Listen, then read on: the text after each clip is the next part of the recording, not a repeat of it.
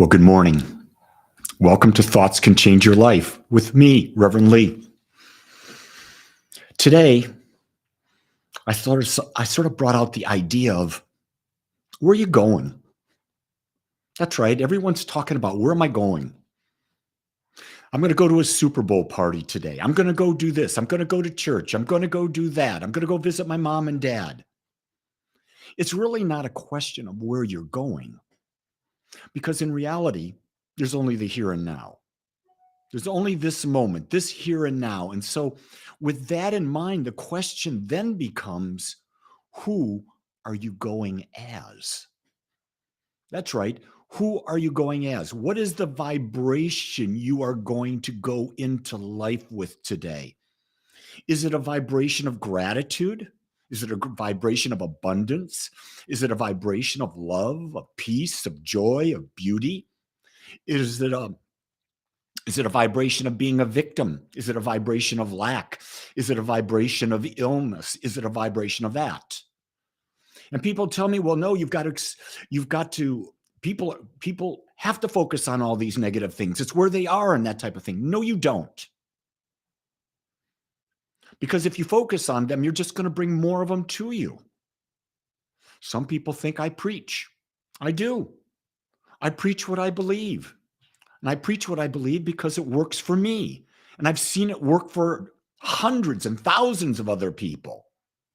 But the fact of the matter is that until you change, nothing changes. I can't get any more clear about that. If where you're putting your focus is where your energy goes, and where your energy goes, you create that experience in your life. And the only person who can change that is you. So I'm going to tell you right now, stop looking for a savior. Stop looking for a hero. Stop looking for a knight, a female knight, a male knight in shining white armor. If you find them, they'll be in shining white armor, but they're not going to be able to help you. Because only you can. You get that. I know it sort of goes against everything the society tells us, but that's the way it is. If you do what society is doing, you're going to have an average experience. So my question to you is, as you look at society today, do you want an average experience? I'm just asking the question. I don't want an average experience. I'm not average. I'm unique. Guess what? So are you. So in order for you to have a new experience, you have to become a more expanded you. And you've got to be able to think beyond the current you. You've got to think with your imagination. One of the things that I love to do is I observe people. I observe what are the most predominant qualities that they're demonstrating. And with those qualities that they're demonstrating, how's it reflecting in their life? And then I go within and I use my discernment and I sort of say, is there something about that I'd like more of? If there's something like that I like more of, I get an idea of a possibility that I can become, because I can become anything I choose to do within my natural realm.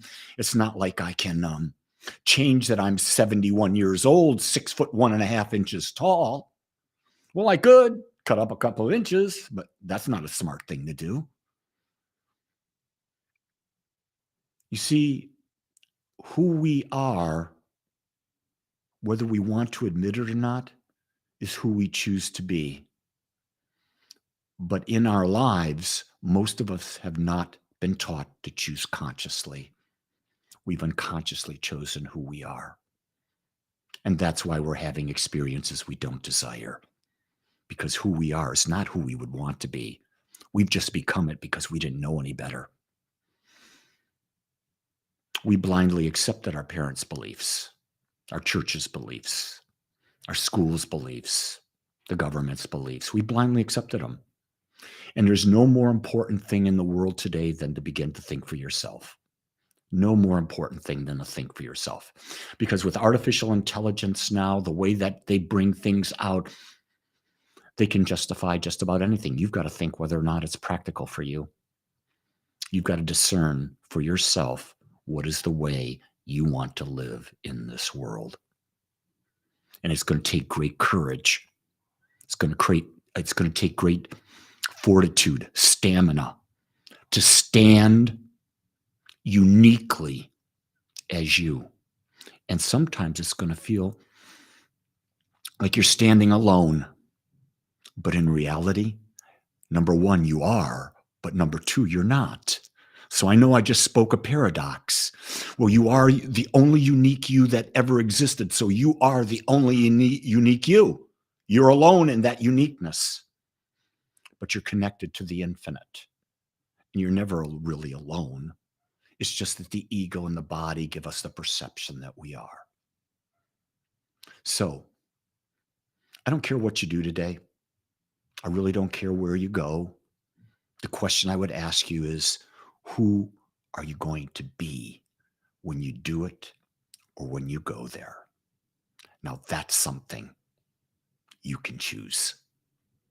Make this your best unique day. You're worth it. Have a good one, everyone. Aloha.